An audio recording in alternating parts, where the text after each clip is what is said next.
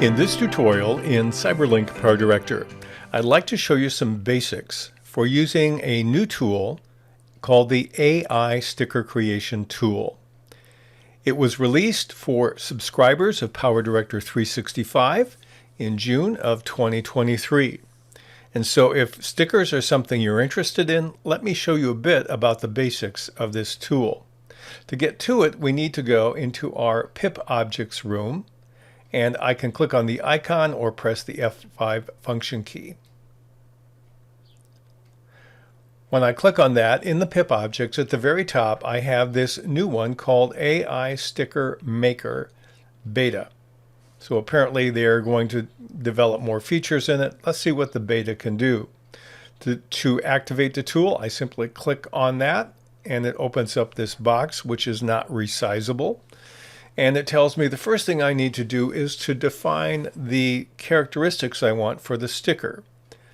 My guess is it's going to go to a massive online database and try to match whatever I type in with several objects. It says input description, and so let me just, for example, let me type in tennis player. And now I'm going to click on the word next in the blue box. The second is to click a style. I can have no style, a 3D style, watercolor, pop art, hand-drawn, or realistic. Let me choose realistic, see what happens there.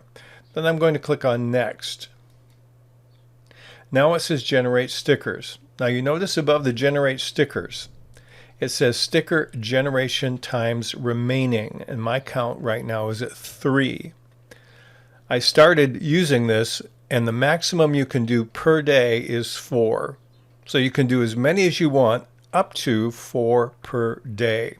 I'm not sure why they put the limit on it, but that's what you can do. So I'm going to click here to generate stickers, and it will go ahead and create some possibilities for me.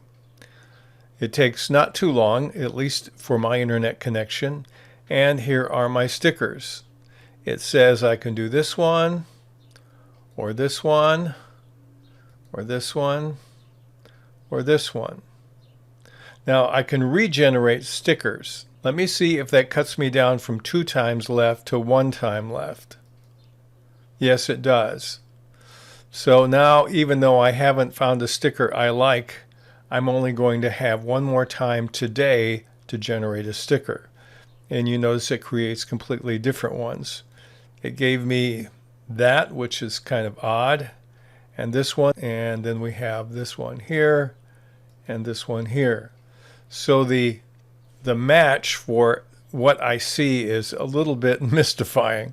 So I'm going to click on this here, and then I'm going to click on the download. And that's going to download the sticker.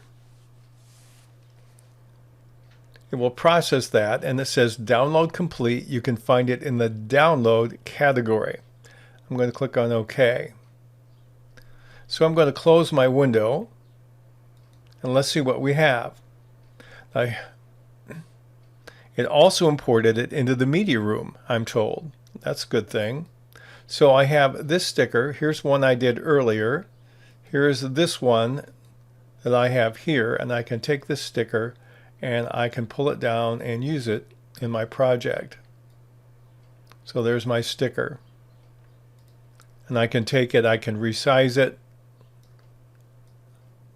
I can move it, I can do anything I want to with it like any other sticker that I would ever use. I want to go back into my content here in my pip room. If I click on downloaded, it's now in the downloaded section. But if I go back here to my media room, you notice it's here as well as the one that I did before I recorded this session. If I right click on it and click on properties, if I look at file location, it's going to tell me where it stores it. It gives me the format, the file size, the day it's created, other essential information. And you can use these stickers and experiment with them and see if they will augment your production in any way that you find useful. It'll be interesting to see how this tool develops. This is what it looks like at first glance.